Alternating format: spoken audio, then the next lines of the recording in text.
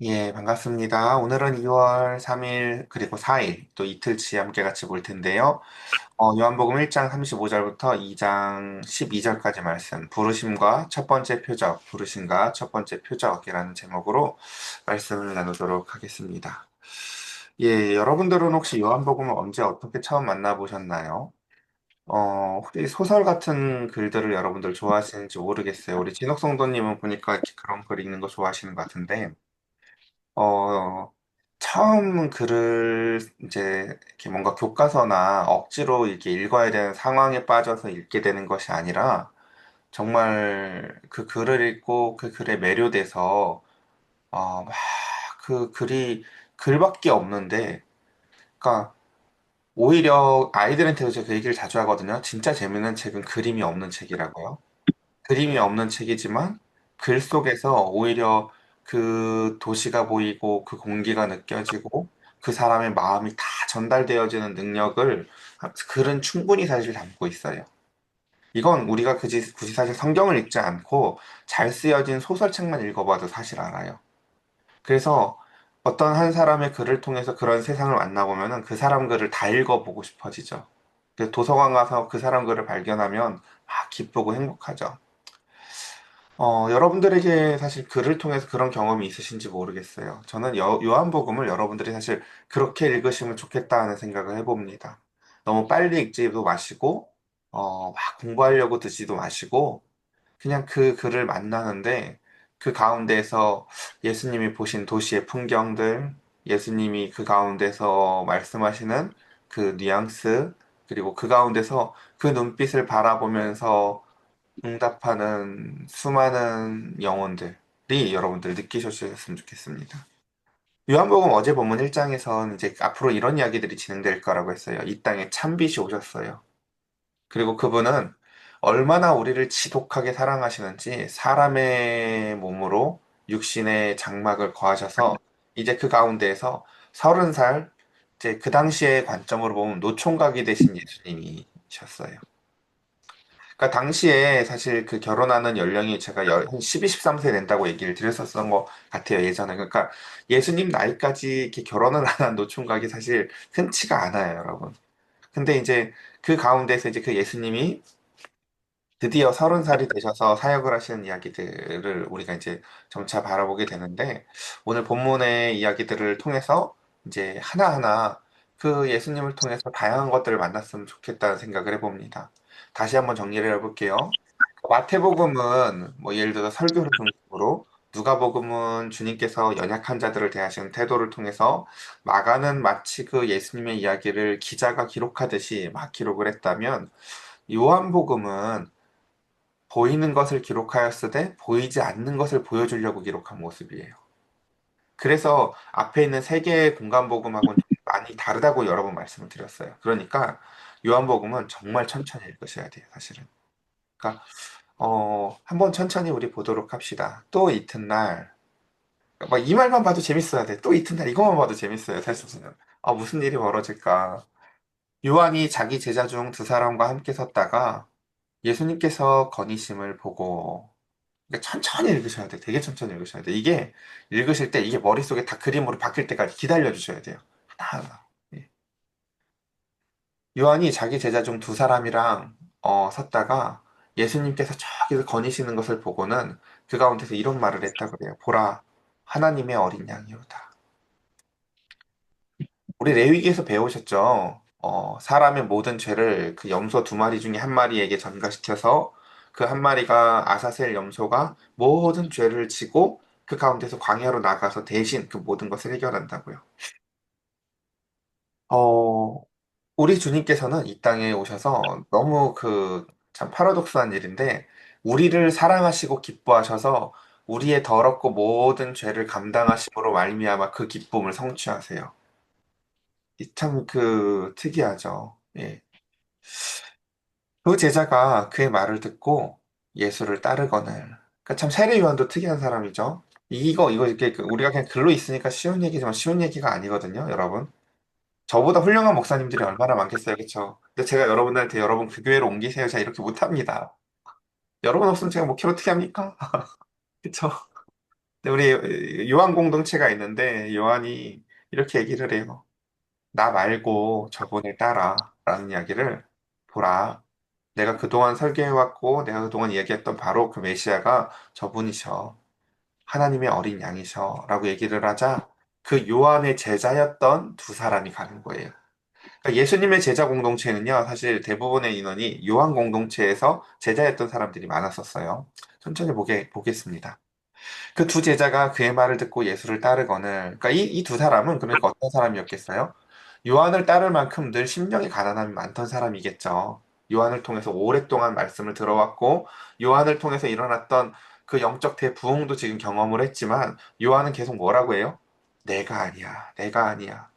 참 빛을 바라보며 저분이셔. 라는 것을 이야기하며 이제 그 제자들을 보냅니다. 저와 여러분들의 모습도 이럴 수 있으면 좋겠어요. 참 이렇게 내 역할이 주어졌을 때 어디까지가 내 역할인지를 알고 그 끝맺음을 아름답게 맺을 수 있고 그 가운데서 그 마지막에 머문 자리가 참 아름다웠으면 좋겠다는 생각을 해봅니다. 자, 그러자 예수께서 돌이켜 그 따르는 것을 보시고 물어 이르시되 무엇을 구하느냐? 라고 그 심령의 가난함을 가지고 요한을 따르던 그 제자들이 이제는 예수님을 따라오자 예수님이 그들을 보고 뭐라고 얘기해요? 너 뭘 원해서 여기 왔니? 라고 물어보세요. 랍비여, 어디 계시오이까? 하니 랍비는 번역하면 선생이라. 예수께서 이르시되 와서 보라. 라고 얘기합니다. 저는 이 본문이 사실 제일 부러워요. 이게 뭐냐면, 목회자니까 성경을 보고 설교를 할 수 있지만 늘 이제 뭐 우리가 홍해가 갈라져 봐야 인간 안 변해요. 제가 이렇게 늘 이렇게 시니컬하게 설교를 하긴 했지만 그럼에도 불구하고 제일 부러운 게 뭐냐면요. 이 사람들은 예수님으로부터 이렇게 와서 보라라고 부르심을 받잖아요. 그렇죠? 예수님이 이들을 부르실 때 설명을 해주지 않아요. 난 앞으로 이런 사역을 할 거고 이러니까 너네 나 따라오려면 따라와.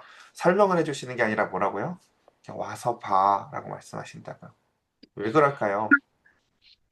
여러분, 인간에 대하여 다양한 요소들이 있지만 사실 사람은 그냥 말로 설명이 안 돼요. 사실 말로 설명되는 요소가 한 2, 30% 된다면 비언어적인 요소가 60에서 70%예요, 사실요. 수많은 것들을 말하는 것보다요.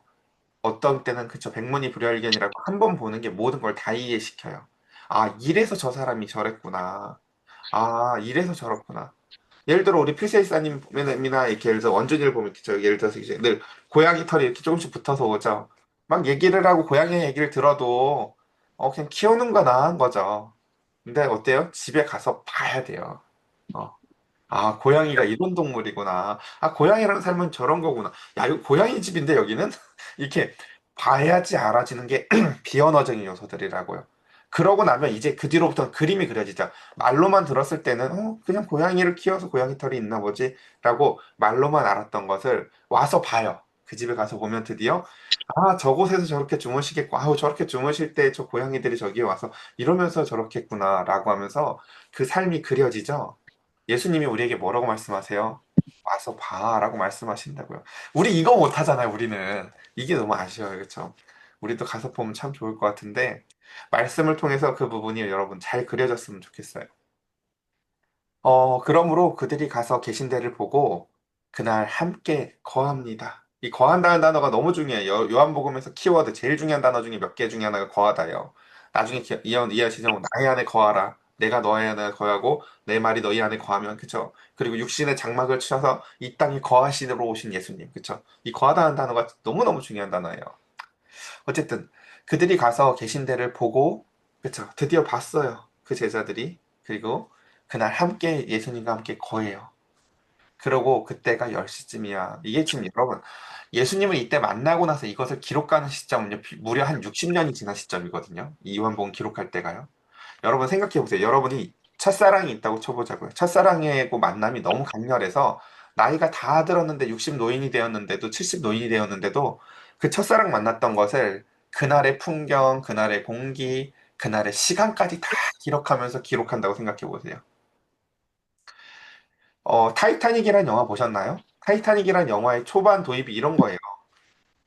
완전 할머니가 그 배에서 우연히 만났었던 어떤 강렬했던 첫사랑을 떠올리면서 그 자기가 갖고 있던 목걸이를 가지고 회상하는 이야기예요. 그 할머니가요, 그날의 모든 이야기를, 그러니까 그 영화 자체가 할머니가 해준 얘기를 풀어놓은 거예요. 그 할머니가 그 얘기를 얼마나 생동감 있게 표현해내요. 그쵸? 왜요? 그 첫사랑이 너무 강렬했기 때문에요. 모든 것이 생생하게 다 기억나서 그래요. 지금 우리가 보는 장면이 바로 그 두 제자가 예수님을 만난 그 첫사랑의 생생한 이야기들이에요. 그날의 시간도 기록해요. 몇 시였지? 아, 맞아. 그때가 한 오후 4시쯤 됐었지. 라고 이렇게 기록을 하고 있는 거예요. 그 모든 것이 영원히 기억되는 날. 저에게도 이런 날이 있었거든요, 여러분. 처음에 예수님을 만났던 게 전 중학교 때였었어요. 주일날이 너무 좋아서 다음 주일까지 기다리기 힘들어서 주보를 꼼꼼히 찾아봤더니 새벽 예배가 있어서 그 다음날 새벽 예배를 가봤더니 벌써 끝났대요. 그리고 이제 그 목사님이 정원을 정리하고 있더라고. 6시 좀 넘었는데 밖에서. 그쵸?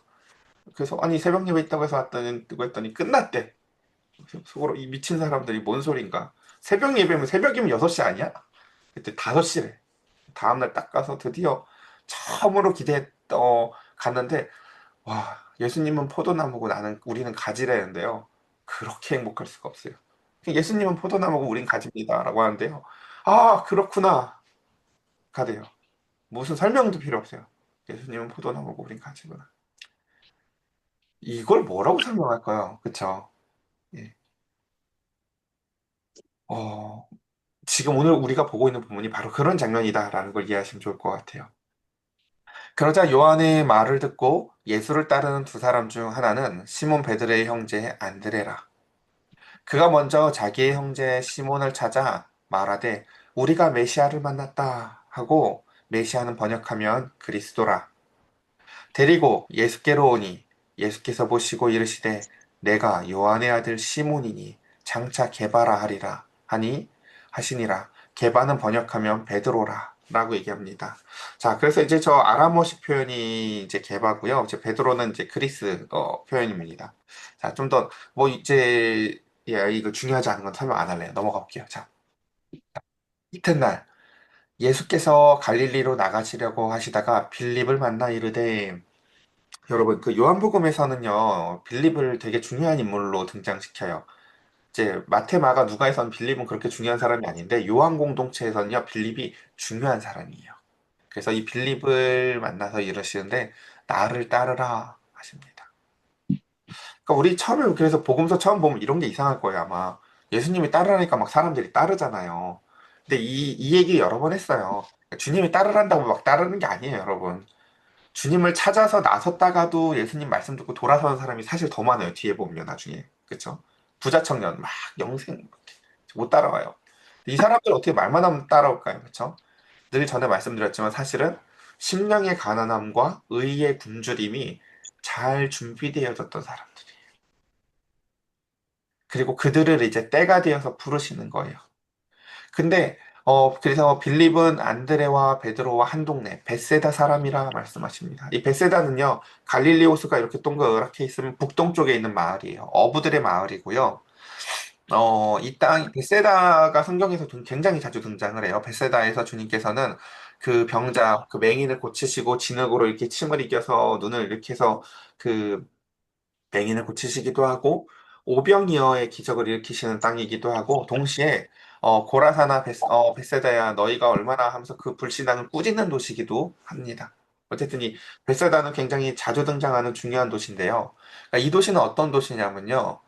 굉장히 그러니까 그 오병이어라는 사건을 배경으로 생각해 보면요. 심령이 가난한 사람들이 많던 도시예요. 그렇죠?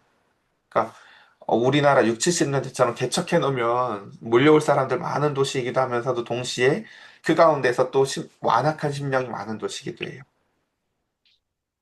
그러니까 뭘 먹을 걸 줬을 때는 잘 따라온 사람이 많지만 정작 말씀이 깊이 들어가기에는 또 어려운 동네이기도 했다라는 것입니다.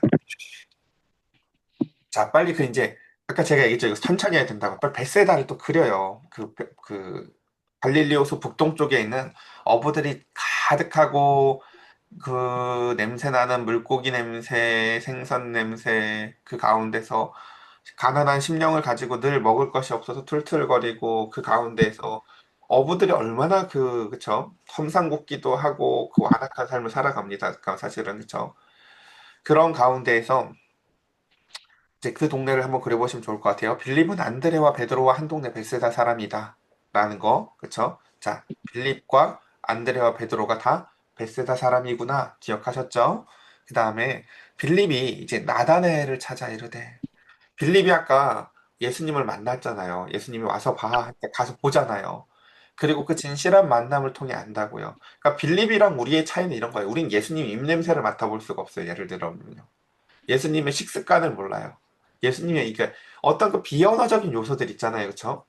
음, 그 비언어적인 요소들을 이제 빌립은 만나고 그 가운데서 그 말할 수 없는 기쁨과 즐거움을 가지고 제일 먼저 일어나는 일이 뭐냐면요. 나다나엘을 찾아가요. 우리 성경에서는 나다나엘이라고 기록하기도 하고 바돌로메라고 기록을 하기도 해요. 자, 그리고는 그 가운데서 그러니까 제일 먼저 그 사람의 영혼에요. 불이 붙으면 하는 일이 뭐냐면요. 그래서 전도예요. 그러니까 놀랍게도 전도는 사람이 무르익었을 때 하지 않아요. 불 붙었을 때예요. 전도는요. 그래서 의외로 초신자들이에요. 전도는요. 늘 보면. 어, 모세가 율법에 기록하였고 여러 선지자가 기록한 그 일을 우리가 만났으니 요셉의 아들 나사렛 예수니라라고 하며 그 불붙은 영혼이 가서 전해요. 우리 성경에서 이제 앞으로 이런 이야기들 자주 볼 거예요. 우리 얘기했죠. 참빛이 이 땅에 비추셨을 때 어둠이 깨닫지 못하기도 하지만 심령이 가난한 자들은 이 빛의 비추임을 받고요. 이제 영접하는 자들이 생기고 하나님의 자녀가 되는 권세를 주신다고 우리가 이 앞에 가이드라인처럼 얘기했잖아요. 그렇죠? 요한복음 4장 이야기 기억나시죠? 물 들어왔던 여인이 예수님 만나고 물동이도 버리고 가요. 그 영혼이 그 가운데서 기쁨을 가지고. 바로 그와 같은 만남이 지금 이제 빌립이 그 만남을 통해서 나다나엘을 찾아가서 그 불붙은 영혼을 가지고 이렇게 증거합니다. 그러자 나다나엘이 이르되 나사렛에서 무슨 선한 것이 날 수 있느냐라고 얘기를 하죠. 아니 뭐 이렇게 뭐 좋은 동네 사람이면 이해를 하겠는데요. 뭐 이렇게 나다나엘도 좋은 동네 사람이 아니거든요. 근데 그러면서도 또 그쵸. 뭐라고 해야 될까? 대학교로 따져보면은 별로 그렇게 좋은 데 나오지도 않은 애가 자기보다 좀 더 못한 대학 나온 애를 무시하는 느낌이라고 할까요? 사실요. 그러니까 별로 좋은 동네 사는 애도 아닌데 그 가운데서 또 나사렛은 진짜 깡촌이라 그래요. 그러니까 우리한테나 나사렛이 나사렛 예수에서 유명한 도시지만 당시에 나사렛은요 정말 깡촌이거든요. 그러니까 어부들 입장에서 보면요 이렇게 먹고 살 것도 없는 더 심각한 도시가 나사렛이에요. 근데 거기에 나사렛 예수다라고 하니까 무슨 선한 것이 날 수 있겠느냐라고 얘기를 하죠. 그러자 빌립이 어떻게 전도합니까, 여러분? 뭐라고요? 와서 보라. 이거 뭐예요? 예수님이 나한테 해줬던 말이에요. 야, 나도 이거 말 못해. 너도 와서 봐. 그렇죠? 그래서 처음 초신자들이 영혼에 불붙으면 전도를 어떻게 하는지 아세요? 전도를 말로 하지 않아요. 그냥 데리고 와요. 몰라. 나도 와서 봐. 나도 와서 봐. 이게 원래 그래요. 그리고 그 영혼은요, 이런 강렬한 느낌이 있어요. 내가 와서 보고 저것을 통해서 영혼의 해가를 느꼈기 때문에 이 사람도 데려만 가면 되겠다. 이 사람도 데려만 가는 것까지가 내 역할이겠다고 생각을 해요. 예. 그래서 와서 보고는요, 눈으로 보고 마음으로 감지하고 드디어 오랜 시간 경험을 통해서 진짜 알게 된 통찰력이 생기는 것을 우리는 보게 됩니다. 여러분, 지금 이 첫 모습을 기억을 하세요. 꼭. 첫 모습이 뭐였다고요? 어, 나다나엘? 나사렛에서 무슨 선한 게 날 수 있겠어. 주님은요, 이 사람을 나중에 살갗이 다 벗겨지면서도 그 가운데서 주님을 전하다가 순교하는 모습으로 변화시키세요. 나중에 바돌로메 순교하는 장면을 그 성당에 있는 그림을 통해서 보면요, 벗겨진 가죽의 모습으로 그리고 있거든요. 어떻게 주님은 그 영혼을 그토록 변화시키셨을까요? 자, 뒤에 봅시다. 예수께서 나다나엘이 자기에게 오는 것을 보시고 그를 가리켜 이르시되 보라 이는 참으로 이스라엘 사람이라 그 속에 간사한 것이 없도다 말씀하십니다. 참 이스라엘 사람 겉과 속이 다르지 아니하고 진실하고 그 가운데 그러니까 예를 들면 진실하다는 건 그런 거죠. 무언가를 시켰을 때 진짜 그대로 해보는 사람들이 있거든요. 그러니까 정말 저도 목회하면서 이게 어려워요. 여러분 이렇게 해보세요라고 했을 때 성경에 보면 두 아들의 비유가 있죠. 네 하고 안 나오는 놈이 있어요. 얘야 포도원 좀 나와서 일 좀 하자 하면 네 하고 안 나오는 사람. 아멘 하고 지난주 설교를 기억 못하는 인간들이 있어요. 절대. 그렇죠. 근데 아우 싫어요. 난 그렇게 살기 싫어요 하고 엄청 투덜대요. 앞에서는 막 난 그런 하나님 싫어요. 난 그런 기독교 싫어요. 근데 그러고는 한 주간 막 고민했다가 막 문자 이렇게 보내는 사람들이 있어요. 그쵸? 그 사람은 그러니까 진짜 진실한 사람이 어떤 사람인지 아시겠어요, 여러분? 사실은요. 진실한 사람은 앞에서 응답을 빨리 하는 사람이 아니에요, 사실은요. 진짜 만나는 사람이에요, 그 말씀과. 그래서 주님께서는 그 나다나엘을 통찰하시며 나다나엘을 뭐라고 얘기하신다고요? 넌 참 이스라엘 사람이고 참 속에 간사한 것이었구나라고 우리를 불러주세요. 이건 마치 아담이 처음에 동물들의 이름을 부르듯이 하나님이 우리에게 이름을 지어주듯이 하시는 것과 같은 행위예요. 너 네가 누군지 모르지? 너 이래 라고 하며 그를 불러주세요. 나다나엘은 어떤 모습을 보였어요, 사실은요? 뭐, 나사렛에서 사는 게 나을 게 뭐가 있어. 그쵸? 그러나 주님은요, 그 속에 있는 진실함을 보셨어요. 그리고 이렇게 말씀하시자, 나다나엘이 이르되, 어떻게 나를 아시나이까? 라고 말씀하죠. 그러자, 그러니까 사람 안에 자기도 잘 모르는 자신이 있는데, 그 자신을 누군가가 알아볼 때 나타나는 놀라움이 있어요. 그러자 주님께서 뭐라고 말씀하십니까? 빌립이 너를 부르기 전에, 네가 무화과나무 아래에 있을 때 보았노라 말씀하세요. 어, 이스라엘 사람들은요, 해가 낮에 내내 뜨거웠기 때문에요. 그 뜨거운 해를 피해서 무화과 나무 아래에서 나라를 위해서, 그리고 자신의 신앙을 두고 많이 기도를 했었어요. 마치 우리가 주일날 오전 11시만 되면 교회에 와서 기도하는 사람이 한국 교회에 무지 많지만, 그 가운데서 그 시간에 정말 주님을 간절히 기다리고 하나님의 나라를 회복을 원하며 기도하는 사람이 매우 적을 거예요, 사실은요. 주님은 그 시간을 진실하게 만나고 이용하는 그 나다나엘을 이렇게 말씀하세요.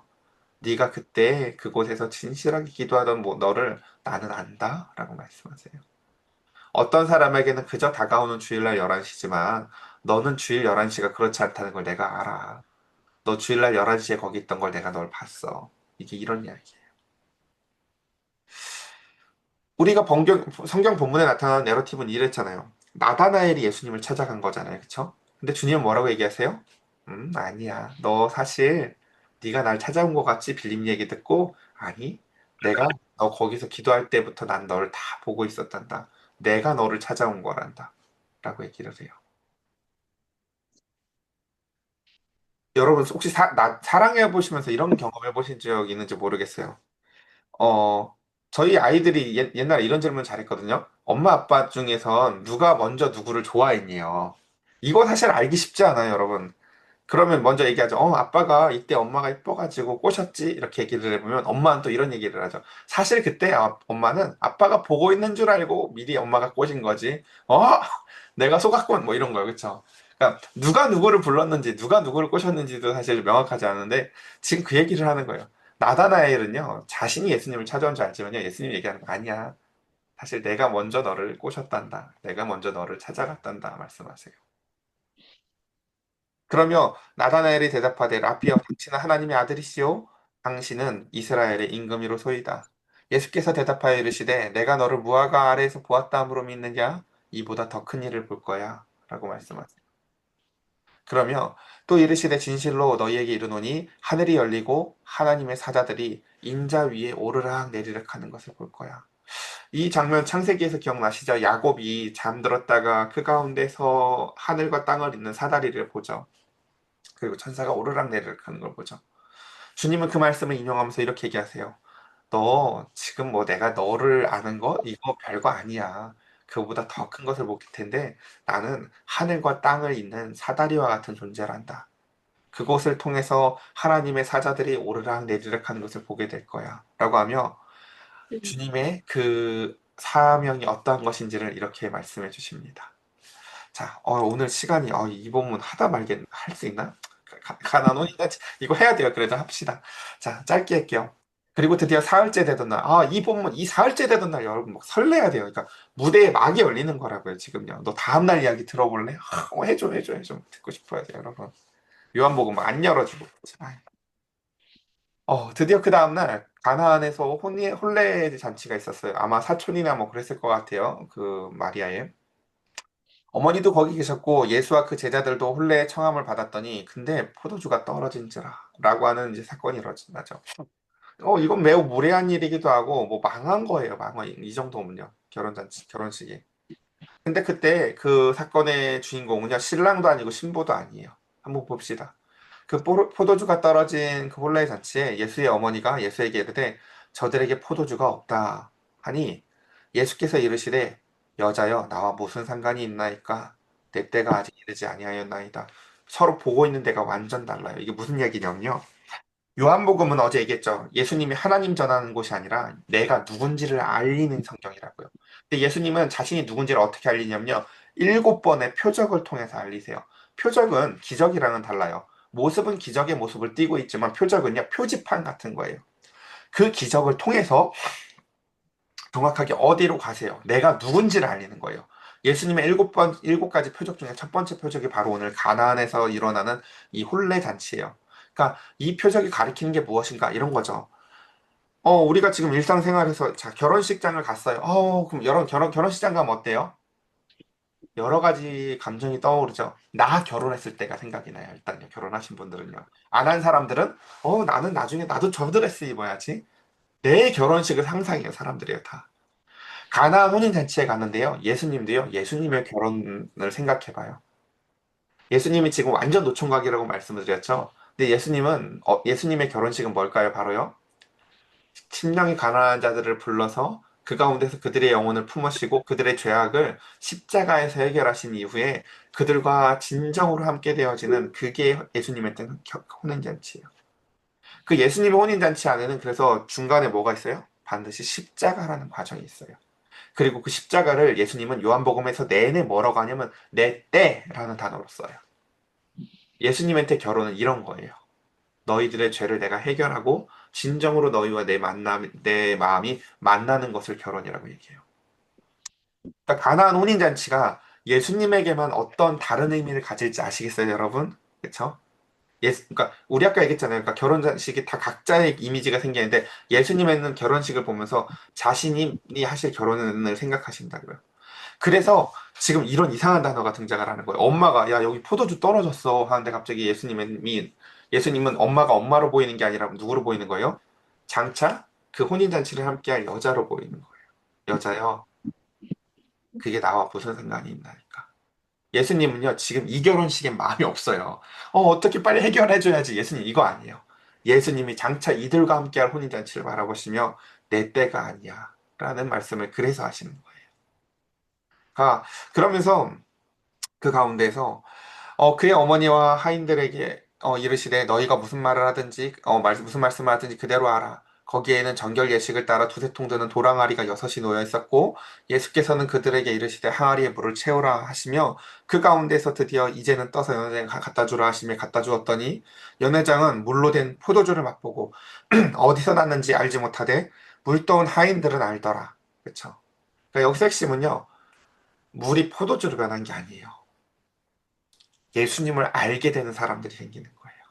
그리고 근데 우리 아까 얘기했죠. 아는 게 진짜 또 아닌 게 아니라고. 진짜 아는 게 진짜 아는 거잖아요. 그렇죠? 음. 어제 아는 거 제가 설명 이렇게 드렸잖아요. 우리 희수의 노래방에서의 모습 모르듯이 예수님의 십자가에서의 모습, 예수님과의 혼인잔치에서의 모습. 그러니까 예수님도 와서 보라고 얘기하시잖아요. 그렇죠? 그러니까 진짜 아는 건 그런 게 아는 거라고요. 사실은요. 그래서 그 하인들만이 예수님을 진짜 알게 돼요. 그러니까 여기서 그냥 최대 수혜자는요, 신랑 신부일 거예요. 근데 최대 수혜자지만 동시에 최대 수혜자가 아니에요. 왜요? 이 신랑 신부는요, 물이 포도주로 변하는 그 이득은 취하지만 예수님이 누군지를 아직 몰라요. 최대 수혜자는 사실 누구예요? 그러니까요, 물도온 하인들이에요, 사실요. 예수님이 누군지 아까 표적이라 그랬잖아요. 기적이 누구한테 이득을 줬냐가 중요한 게 아니라니까요. 그 기적을 통해서 예수님을 누가 알게 됐느냐가 중요한 거예요. 물동은 아닌데. 그렇죠? 그래서 이 첫 표적을 행했다. 말씀 시간이 많이 지났어요. 예, 오늘 여기까지 일단 오늘 시간 보도록 하겠습니다.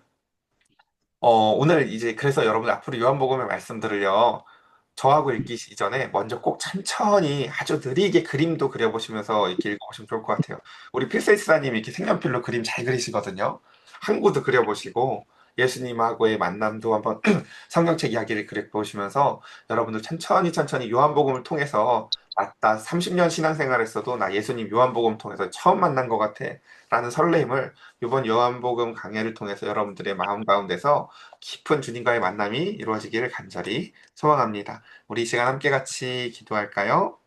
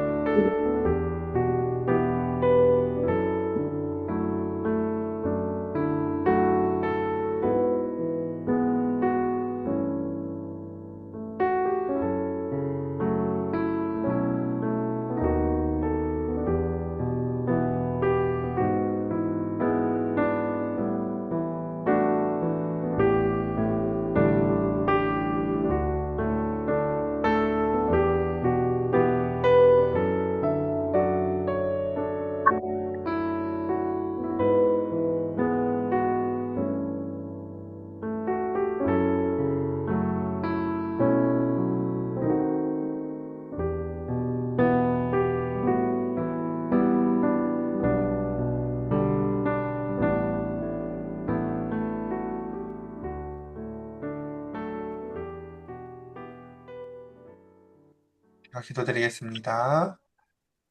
우리 안에 아무도 들리지 않을, 아무도 알지 못할 그 하나님 나라의 아름다운 음악을 연주해 주시는 주님. 주님과 걷는 발걸음 한 걸음 한 걸음을 통해서 만물이 주님을 통해서 나왔다고 우린 어제 들었습니다. 길거리에 앉아서 폐주리를 줍고 고물을 정리하고 열심히 살아가는 그 인생들 한 사람 한 사람의 인생을 주님은 다 사랑하시고 다 주님으로부터 말미암은 소중한 인생임을 어제 배웠습니다. 그리고 이제 오늘 그 소중한 인생들을 찾아와 주님께서 때가 되었을 때 한 사람 한 사람 부르셔서 주님이 누구신지를 가르쳐 주십니다. 그 만남은 설명할 수 없기에 단 한마디로 이렇게 정리됩니다. 와서 봐. 우리 사랑하는 주님, 우리 사랑하는 성도들, 말씀을 통하여 주님을 그렇게 와서 봤으면 좋겠습니다. 갈릴리 호숫가를 거니시며 벳세다를 의 고향을 두고 있는 이 어부들을 향하여 한 사람 한 사람 그 영혼을 그리고 그 한 사람 한 사람 그 삶을 이끌어 나아가신 주님, 우리 사랑하는 성도들의 삶에 주님 다가오셔서 불러 주시옵소서. 저들의 영혼에 주님의 노래가 가득 채워지길 원하오니 주님, 우리 모두를 한 사람 한 사람을 손 붙잡아 주시옵소서. 우리 주 예수 그리스도의 이름으로 기도드렸사옵나이다. 아멘.